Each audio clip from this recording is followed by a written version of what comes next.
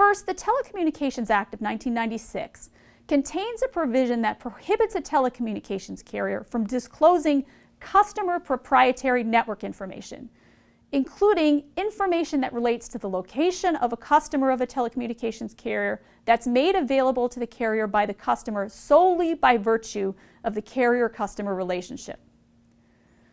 Although the FCC has undertaken significant enforcement of this provision, the provision has its limitations. In particular, it does not apply to methodologies that generate location information independent of a telecommunications carrier.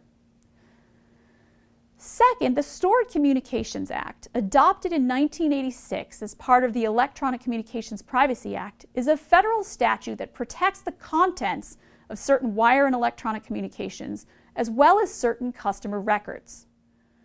More specifically, the statute prohibits service providers from sharing the content of customer communications without the customer's consent. It also prohibits service providers from disclosing customer records to a governmental entity, subject to certain exceptions. But this statute, too, has its ambiguities and limitations. First, the statute does not state a clear standard for protection of location information. Second, the Stored Communications Act only covers the actions of certain kinds of providers, those that offer electronic communication services and those that offer remote computing services. It is thus unlikely to cover some of the app developers or other third parties whose products generate or receive location information. A third statute is the Federal Trade Commission Act, which prohibits certain unfair and deceptive trade practices. The statute has sometimes been used to pursue privacy claims, but traditionally the Federal Trade Commission has limited its enforcement of the statute to circumstances in which a company makes an affirmative misstatement in a privacy policy or similar document. In short, statutory law at the federal level does not provide robust protection for the privacy of location information. So what are some of the possible regulatory alternatives? Well, some argue that no significant government intervention is needed. If consumers want additional protection of location information, the argument goes, the market will produce it. Earlier, we talked about retailers' use of mobile location analytics. Some of the underlying privacy concerns were addressed not by government regulation, but by changes in the industry, the adoption of operating systems that randomly generate a MAC address. Relatedly, some argue that industry self-regulation is sufficient and that the shadow of government regulation will push companies in the right direction.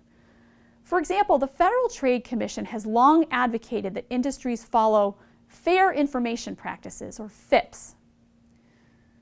Under those practices, those who collect information should provide notice about their information collection practices. They should provide choice about whether and how personal information should be used for purposes beyond that for which the information was provided. They should provide access to data so that users can assess its accuracy and completeness. And they should ensure the security of data from unauthorized disclosure.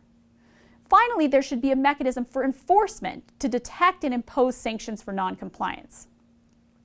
But many privacy advocates argue that FIPS are inadequate. For example, even when a company seeks to mirror FIPS for its own activities, what is its obligation to ensure that third parties, for example, application developers, adhere to FIPS? So another approach is to rely on a third-party trust authority to certify that privacy practices meet particular substantive standards. Although the third-party trust model is widespread for online privacy, some skeptics question its effectiveness. For example, do the certifying authorities impose high enough substantive standards for a certification? When will a trust authority decertify a company based on its activities?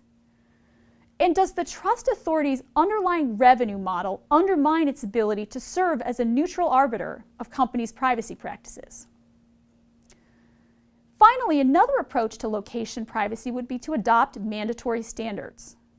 For example, the Federal Trade Commission could go beyond enforcement of privacy policies and move toward common law-like development of fair information privacy standards. The Federal Trade Commission has made this move in some areas. Or Congress could adopt a sector-specific approach to location privacy and impose mandatory standards or could adopt a broader data privacy approach along the lines that Europe has pursued.